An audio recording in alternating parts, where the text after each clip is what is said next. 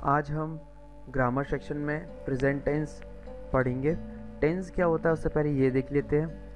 Tense एक विदेशी भाषा का शब्द है, एक फ्रेंच भाषा का शब्द है। इसका मतलब होता है समय।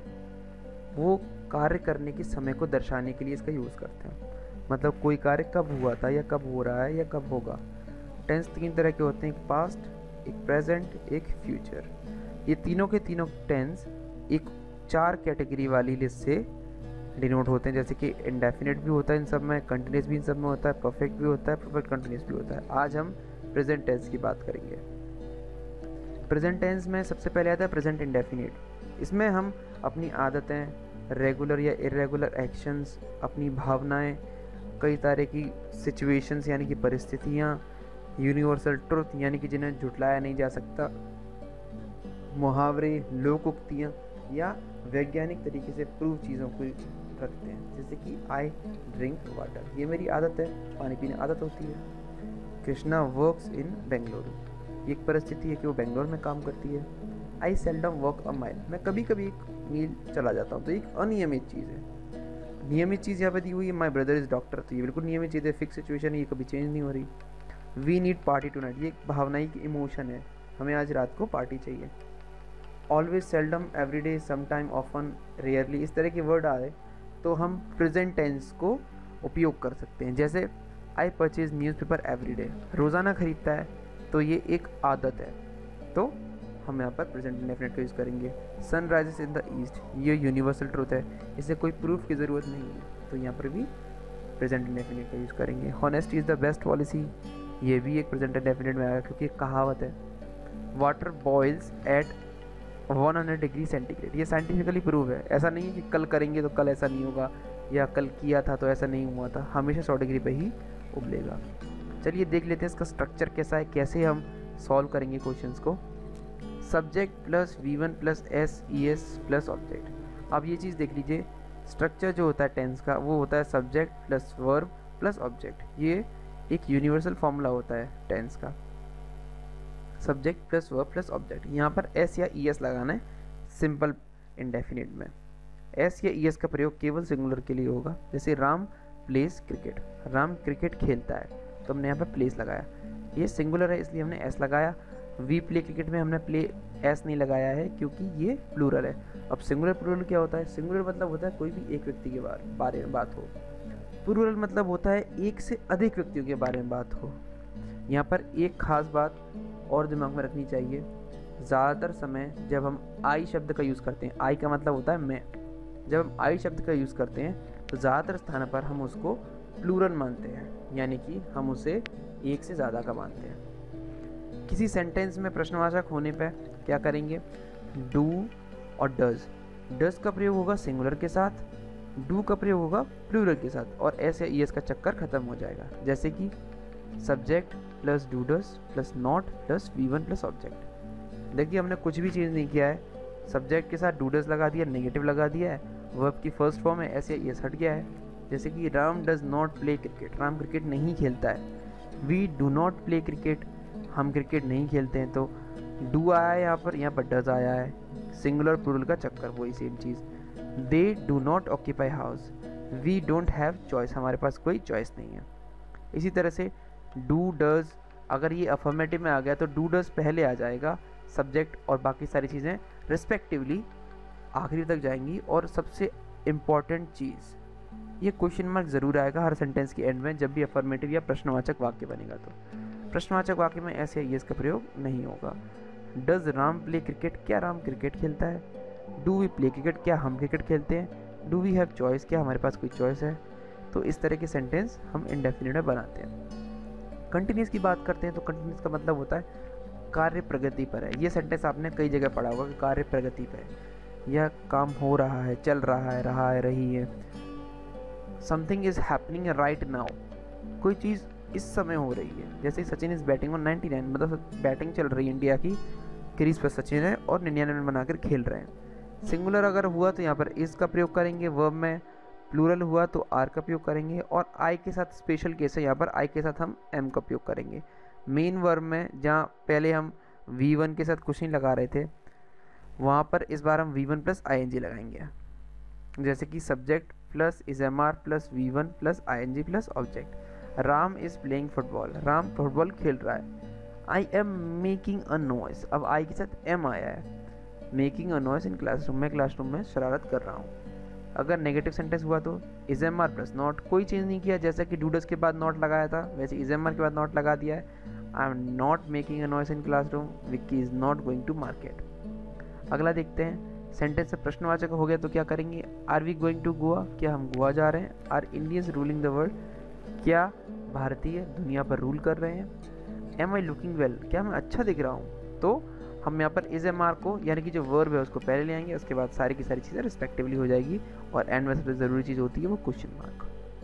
प्रेजेंट परफेक्ट, काम पूरा हो चुका है। समय से कोई मतलब नहीं है कब हुआ कैसे हुआ, लेकिन काम पूरा हो चुका है अभी से पहले।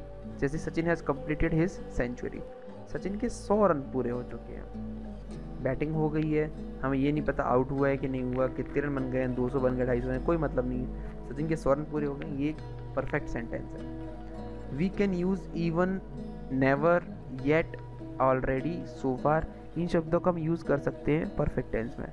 सिंगुलर के लिए हम हैज़ का यूज़ करेंगे, ही, शी, इट, राम, श्याम, या प्लूरल आ गया तो हम हैव का यूज़ करेंगे, यू, वी, दे और आई। मेन वर्ब में थर्ड फॉर्म आएगी वर्ब की, subject plus has plus verb की थर्ड फॉर्म प्लस ऑब्जेक्ट। अब यहाँ पर इज एम आर था, वहाँ पर हैज़ कर दिया। सारे के सारे टेंस, जैसे कि मैंने आपको बताया कि सारे के सारे टेंस एक ही जैसे होते हैं। Ram has completed his homework, Ram ने अपना होमवर्क कंप्लीट कर लिया है। I have just reach Delhi, मैं जस्ट दिल्ली पहुँचा हूँ। सेंटेंस अगर नेगेटिव हो गया तो क्या करेंगे, वही सारी चीज़ें सेम की सेम, हैज़ के बाद नॉट लगा दिया। We have not stayed here this week, या Vicky has not taken coffee. अब अगर प्रश्नवाचक आ गया तो हम क्या करेंगे, have you written a letter, क्या तुम एक लेटर लिख चुके हो। Has he done his work, क्या वह अपना कार्य कर चुका है। Have we not cooked food, क्या हमने खाना नहीं बनाया है। और यहाँ देखिए ये नेगेटिव सेंटेंस है तो हमने नॉट लगाया है। नॉट कहाँ लगेगा, हैव के बाद वी आ गया यानी कि सब्जेक्ट, और सब्जेक्ट के बाद हमारे पास कोई चीज़ ऐसी नहीं है जो हम लगा सकें, तो हम नेगेटिव चीज़ लाएंगे नॉट, उसके बाद वर्ब, उसकी थर्ड फॉर्म, उसके बाद object. Has Ramesh put some weight, क्या रमेश ने अपना वजन बढ़ा लिया है। अब बात करते हैं प्रेजेंट परफेक्ट कंटिन्यूअस टेंस की। Unspecified time between before now and now, मतलब समय के साथ बढ़ता हुआ या अभी से पहले और अभी के बीच वाले समय को बोलेंगे। हेल्पिंग वर्ब आएगी हैज़, हैव प्लस बीन का उपयोग होगा। मेन वर्ब में V1 प्लस ING आएगा, क्योंकि परफेक्ट और कंटिन्यूस हमने दोनों चीज़ें लिखी हैं, परफेक्ट और कंटिन्यूस, तो हम दोनों चीज़ों का उपयोग करेंगे। हैज़ हैव हमने लगा दिया हेल्पिंग वर्ब में, मेन वर्ब में लगा दिया V1 प्लस ING। सिंस और फॉर का उपयोग, इसमें लोग बहुत कंफ्यूज रहते हैं, इसलिए आप ध्यान से समझ लीजिए। सिंस का मतलब होता है, बेहद आसान शब्दों में बोलेंगे, बिगिनिंग ऑफ टाइम। अगर किसी सेंटेंस में लिखा हुआ है कि समय की शुरुआत है तो सिंस आएगा, लेकिन अगर कोई ड्यूरेशन दिया है, कोई अवधि दी है, कोई सत्र दिया है, दो समय के बीच की बात की गई है, तो हम फॉर का यूज़ करेंगे। जैसे कि सिंस के लिए हम लिख सकते हैं 7 PM, ये समय की शुरुआत है, 7 बजे से कभी तक भी। 1993 में ये भी समय की शुरुआत है। 5 दिसंबर भी समय की शुरुआत है। मॉर्निंग समय की शुरुआत है। इमेमोरियल मतलब समय जब शुरू हुआ है तब से, तो वो भी समय की शुरुआत है। ड्यूरेशन ऑफ टाइम, ड्यूरेशन कैसा होता है, 2 घंटे का, ये एक ड्यूरेशन होता है। फ्यू ईयर्स, ये भी एक ड्यूरेशन है। लॉन्ग टाइम भी ड्यूरेशन है, सेवरल मंथ भी ड्यूरेशन है। तो जहाँ पर ड्यूरेशन यानी कि समय की अवधि आ जाए वहाँ पर हम फॉर का यूज़ करेंगे, बाकी समय हम सिंस का यूज़ करेंगे। फॉर्मूला आप देख लीजिए, subject plus has have plus been, यहाँ पर ये एक्स्ट्रा चीज जुड़ गई है वो been. V1 plus ING object, उसके बाद सिंस फॉर समय के साथ, कोई ज़्यादा चेंज नहीं है, सब कुछ वैसा का वैसा है। बीन लग गया, V1 प्लस ING लग गया, for since plus time. They have been waiting for you since 9 o'clock, वो आपका सुबह 9 बजे से इंतज़ार कर रहे हैं। Ramesh has been living in America for several years, Ramesh बहुत सालों से अमेरिका में रह रहा है। नकारात्मक हो गया तो हैज़ के बाद नॉट, जो बीन से पहले आएगा। Ramesh has not been accepted old 500 rupees note for 3 days, 3 दिनों से 500 रुपये के नोट वो एक्सेप्ट नहीं कर रहा है। We have not been release a stress for years, हमने अपनी चिंताएं कई समय से दूर नहीं की हैं।